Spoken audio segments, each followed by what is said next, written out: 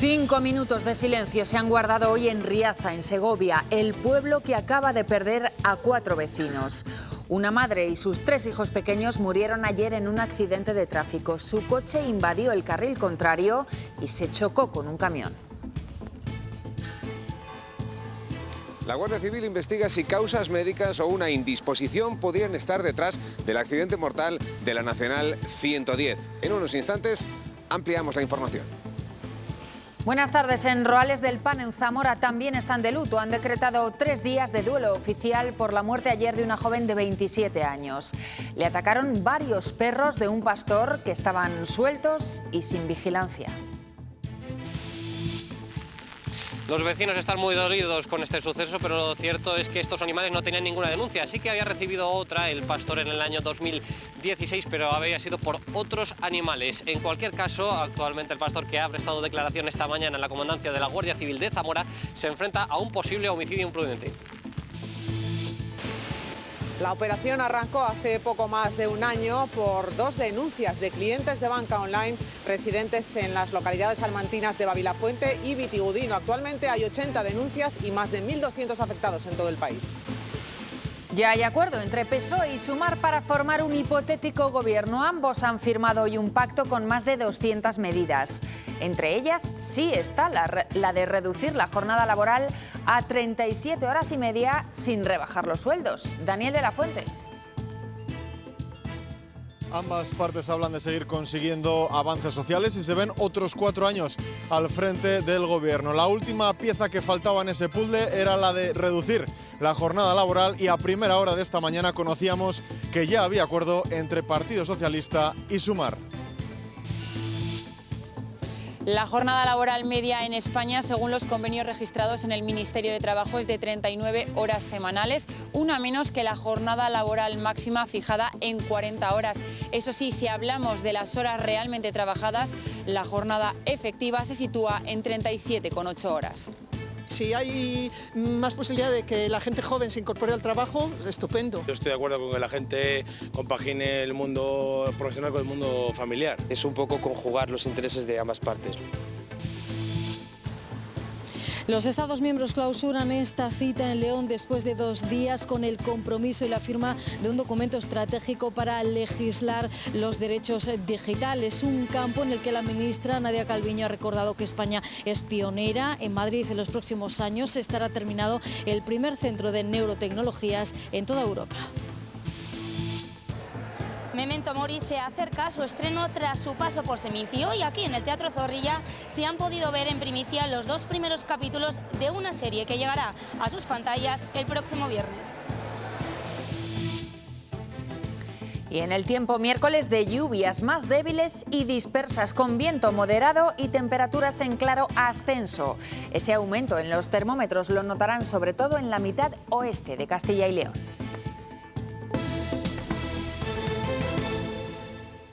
El dueño de los perros que acabaron ayer con la vida de una joven de 27 años en Roales del Pan, en Zamora, es un pastor de la zona.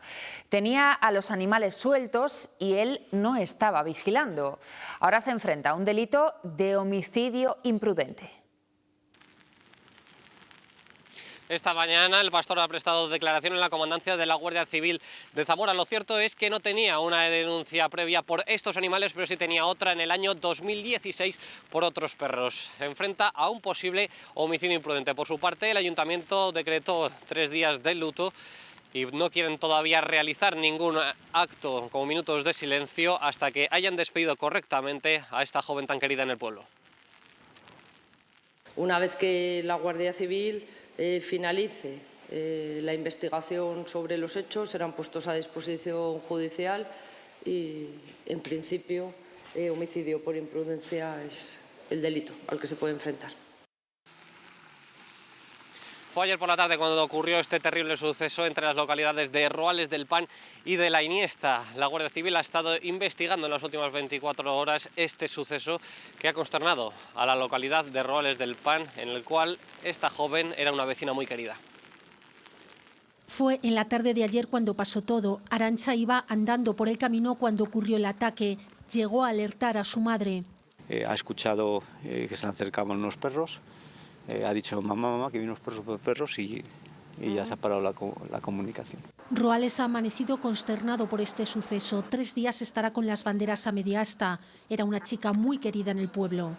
Si hubiera estado el pueblo, pues no deja de ser nacida y criada aquí en el pueblo. Mal, que es un suceso, pues mal. La Guardia Civil continúa investigando este suceso en el día de hoy.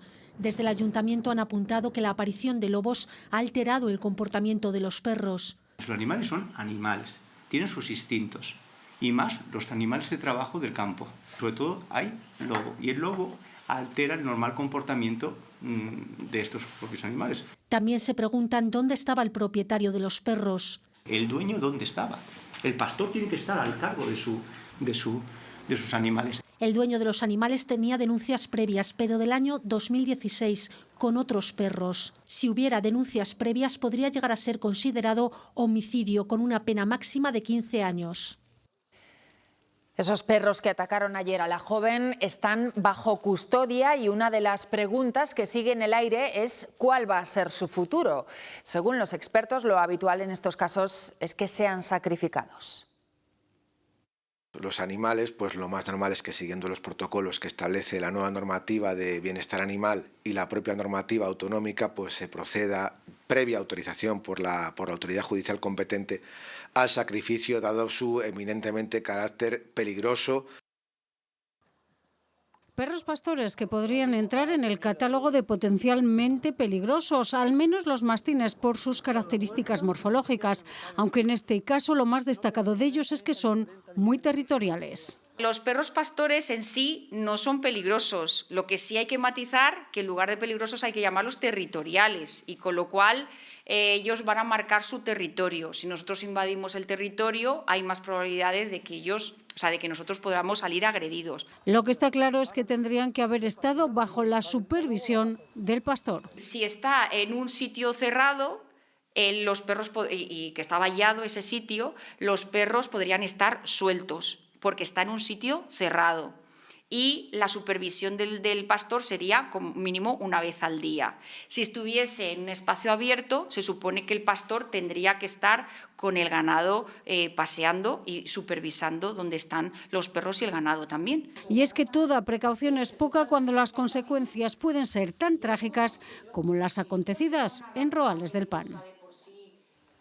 Las banderas ondean a media asta en Riaza, en Segovia. La desolación en el pueblo es total. Ayer una madre y sus 3 hijos pequeños murieron en un accidente de tráfico en una carretera nacional. Aquí hoy se respira el silencio y se repiten las muestras de apoyo y las condolencias con la familia de las 4 víctimas, la mujer y los 3 menores que ayer perdían la vida en el peor accidente de tráfico que se recuerda en la provincia de Segovia. Eran, nos decía, una familia muy arraigada a esta villa, la villa de Riaza. De hecho, la madre residía aquí desde hace más de una década. Son niños. Al final es una familia entera. Yo muy triste. Unas personas muy buenas. Vivo de 5 años en el mismo edificio. Un hermano de él está trabajando con nosotros, empleado municipal. Los años que llevamos aquí conviviendo, pues nos sentimos ya más que vecinos y hermanos. Tanto la Guardia Civil como Tráfico ya se encargan de la investigación de ese accidente. Intentan descubrir qué pudo pasar para que la madre de los 3 niños que conducía el coche invadiera el carril contrario. La Guardia Civil se encuentra en estos momentos investigando una posible causa médica que explique el accidente ocurrido a la altura del kilómetro 160 de la Nacional 110 en la provincia de Segovia y que ha terminado con la vida de una mujer de 36 años y sus 3 hijos pequeños. Es Virginia Barcones, la subdelegada del Gobierno en Castilla y León, la que ha explicado la importancia que puede tener la autopsia para dilucidar las causas de este desgraciado accidente. Y llega el frío y hoy ya tenemos que lamentar la primera intoxicación por monóxido de carbono en una vivienda de Castilla y León. En Villar del Buey, un pueblo de Zamora, un matrimonio de 80 años se ha intoxicado en su casa. El personal de SACIL cree que pudo ser por un brasero de leña o por una bombona de butano. Y este es el incendio que se ha desatado en un colegio mayor de Madrid.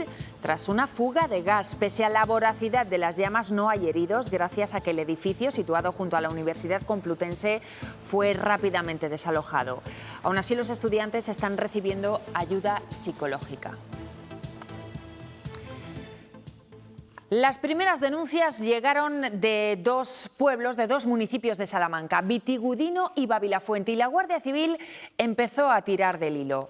La operación ha acabado por desmantelar una banda de ciberdelincuentes que estafaban por todo el país. Hay más de 1000 afectados a los que habrían robado 3 millones de euros. La operación de la Guardia Civil arrancó en agosto de 2022 por 2 denuncias de clientes de banca online residentes en las localidades salmantinas de Babilafuente y de Vitigudino. Las pesquisas de la Guardia Civil permitieron desarticular todo el entramado, detener a 15 personas, 3 de ellos residentes en Barcelona, que eran los cabecillas de toda esta organización criminal. Se dedicaban a estafar por la técnica del smishing, con un envío masivo de SMS que contaban con un acceso directo a una web fraudulenta desde donde realizaban las estafas. Por el momento hay 80 denuncias en Salamanca y 1.200 afectados en todo el país. En septiembre, una mujer moría en Valladolid después de precipitarse por la ventana de su casa. Ahora el juzgado ha condenado a 6 meses de prisión a la expareja de la fallecida.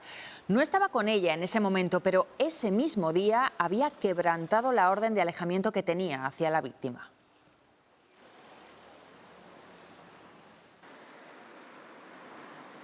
Se le impone esta condena por haber incumplido la orden de alejamiento que tenía hacia ella. El juez ha considerado que el hombre era plenamente consciente de esta prohibición y aún así se acercó al bar en el que ella se encontraba y la acompañó hasta su casa. El hombre ha justificado que se acercó a ella para ayudarla, pero el juez considera que no se puede aceptar como algo inevitable que el único que brindase ayuda a la mujer fuese su expareja, quien tenía una orden de alejamiento.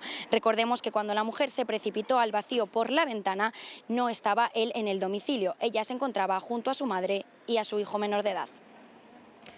La violencia de género se propaga también entre los menores de edad. La Fundación ANAR, que trabaja con niños y adolescentes, ha constatado en este estudio que la mayoría de las víctimas, el 70%, ni denuncia ni tiene intención de hacerlo.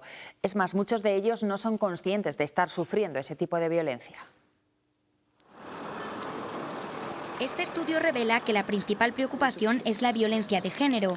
Más del 53% de las llamadas recibidas fueron por este motivo. Pero un 70% de estas víctimas no ha denunciado nunca la situación ni tiene intención de hacerlo.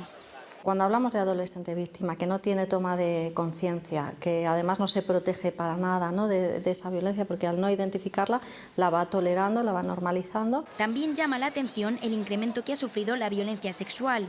Representa un 39%. Además, el uso de las tecnologías está presente en el 82% de los casos de violencia de género adolescente.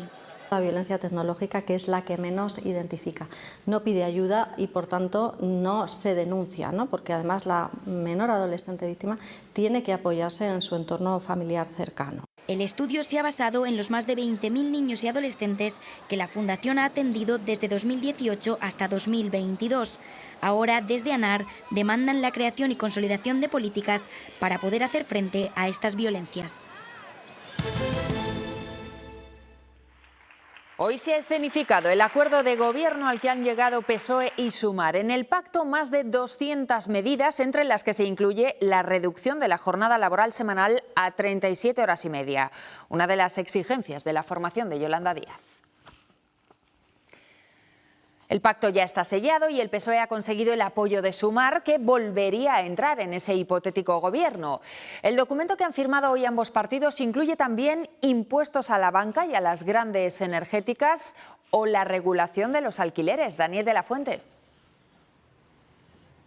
Son algunas de esas medidas que figuran en el acuerdo, pero como decías, lo que ha permitido el sí definitivo es que finalmente se ha podido incluir esa reducción de la jornada laboral sin que esto tenga una repercusión en el salario. Yolanda Díaz hablaba de que es un día grande, que esto va de mejorar la vida de la gente y también de dar tranquilidad a las familias. A su lado ha estado un sonriente Pedro Sánchez, que incluso ha llegado a asegurar que gobernarán otros 4 años, a pesar de que a algunos no les les daban ni 2 días. Dice que se encuentra con las ganas, con las energías del primer día, que hay que seguir consiguiendo esos avances como se ha hecho estos pasados 4 años, pero que todavía hay muchos problemas por resolver.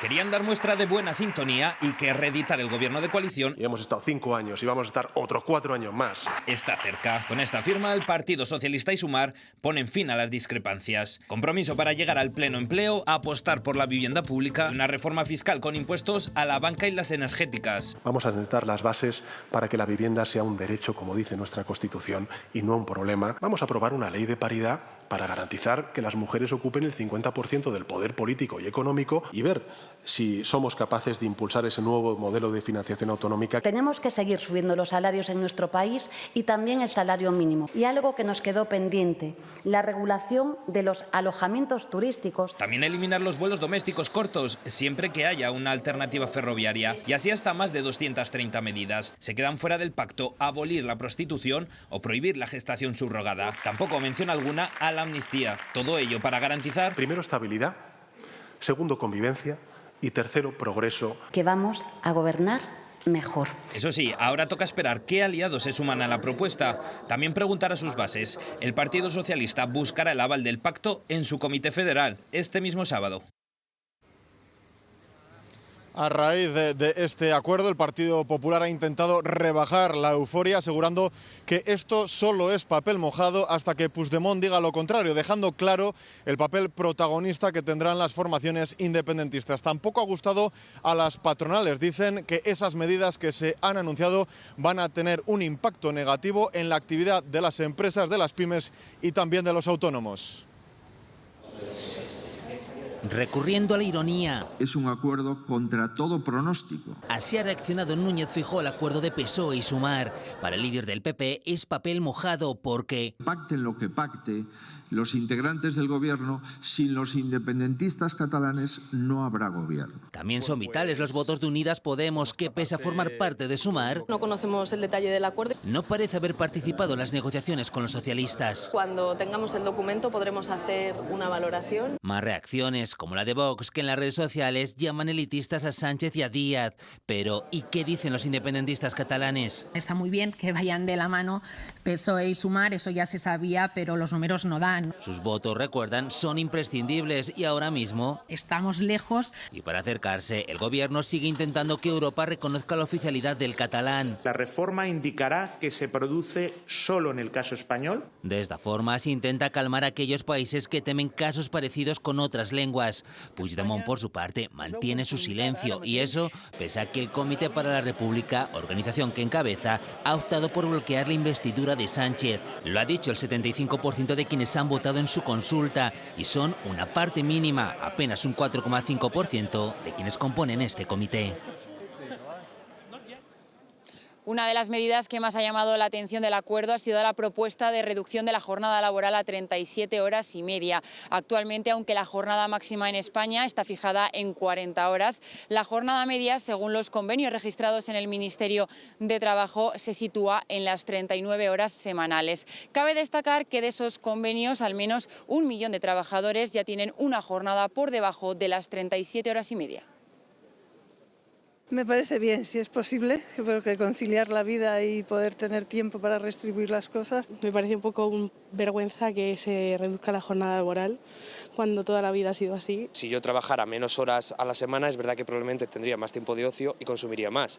Y de esa forma es verdad que podría también ayudar a la economía, sí. Independientemente de las horas trabajadas, creo que también hay que pensar en la calidad del trabajo.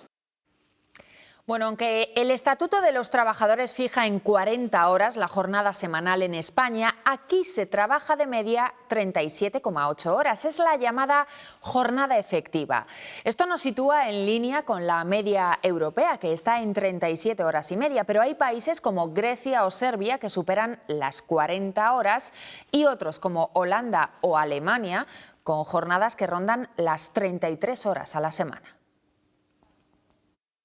Creemos que es bueno que la ley reduzca la jornada laboral anual y creemos que luego es la negociación colectiva quien tiene que concretar cómo se produce esa reducción de jornada. No hay una sola fórmula. Esto no va de jornada de 4 días, sí o no. En Castilla y León, mañana el presidente de la Junta se reúne con la oposición con la oferta que les plantea Mañueco de pactos de comunidad. Abordarán 3 grandes ejes: sanidad, financiación autonómica y corredor atlántico. Todos los partidos, menos Unidas Podemos, que ha dicho no, pasarán mañana por la mañana por esta sede de la presidencia para intentar avanzar en esos 3 posibles nuevos acuerdos de comunidad. Se van a reunir con el presidente de la Junta y en principio solo van a hablar de sanidad, de financiación autonómica y del corredor atlántico. En algunos de estos asuntos sí parece viable que haya algún tipo de acercamiento, pero por ejemplo en la sanidad las posibilidades de alcanzar acuerdos, al menos sobre el papel, parecen bastante escasas.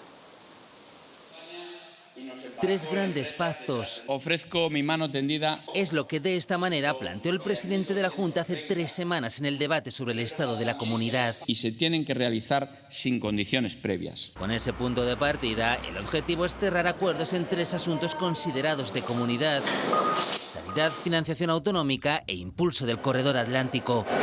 Mañana veremos hasta qué punto esos pactos son viables. En financiación, por ejemplo, ya existen precedentes.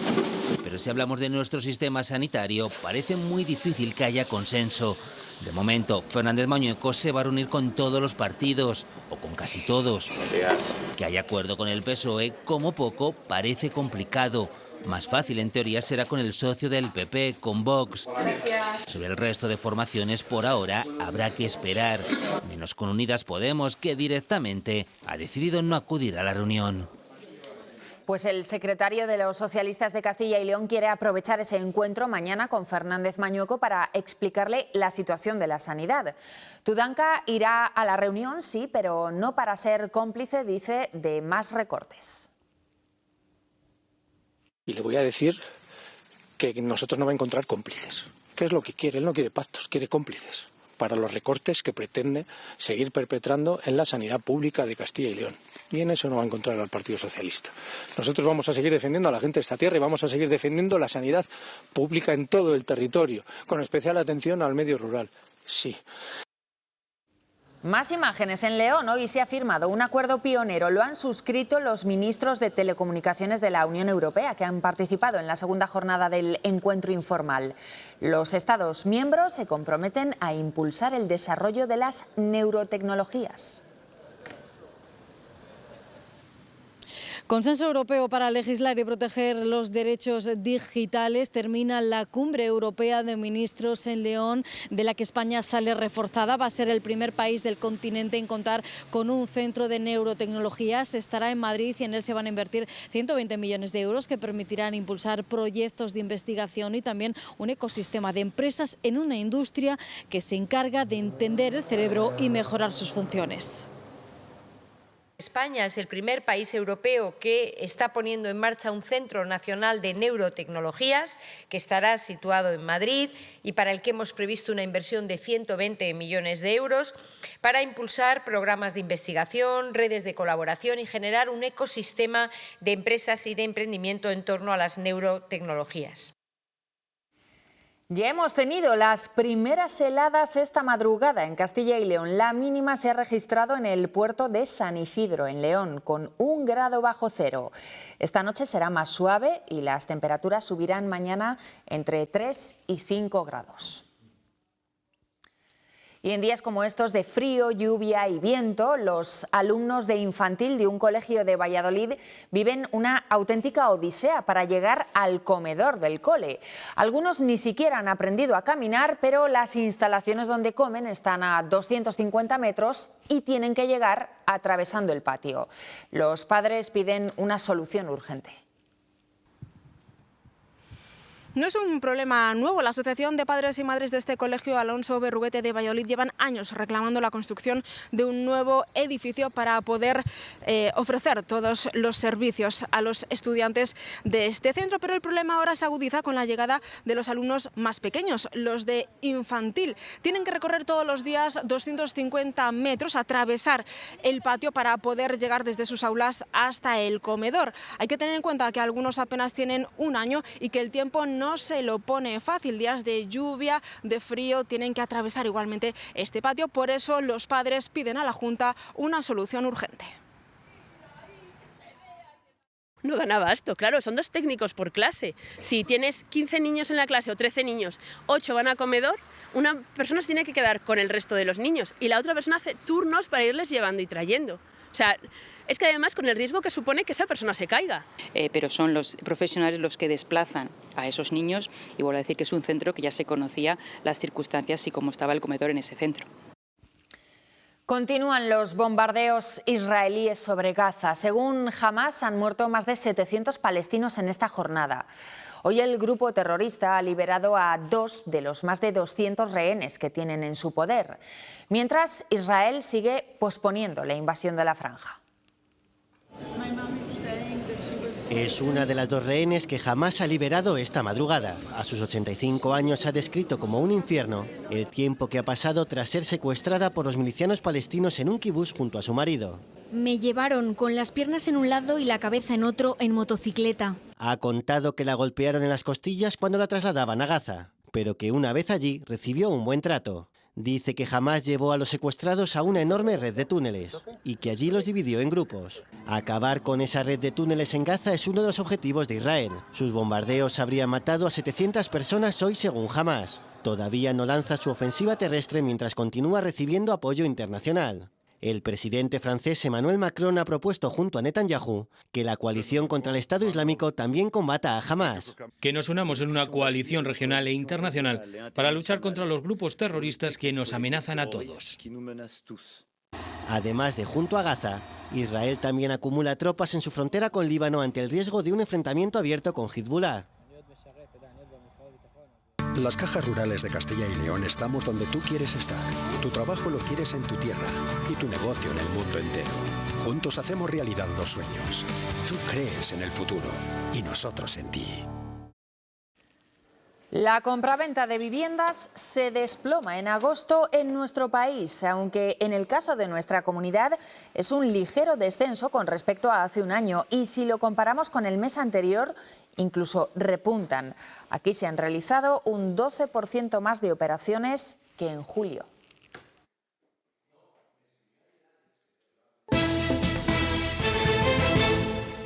Avanza la semana de Seminci en Valladolid y se suceden los estrenos. Esta tarde uno de los más esperados por el público. Se han proyectado los 2 primeros capítulos de la serie Memento Mori.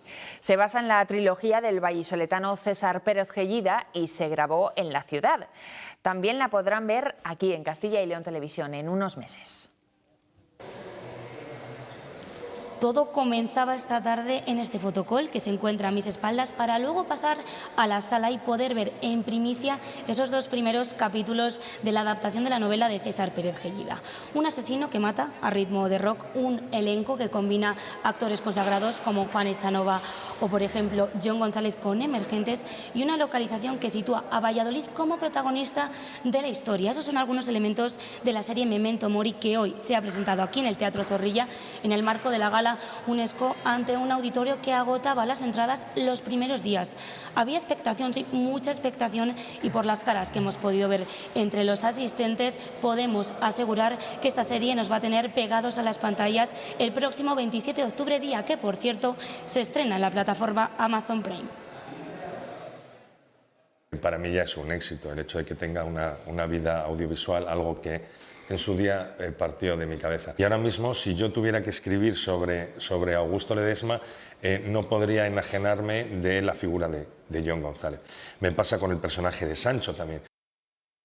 Odio tanto.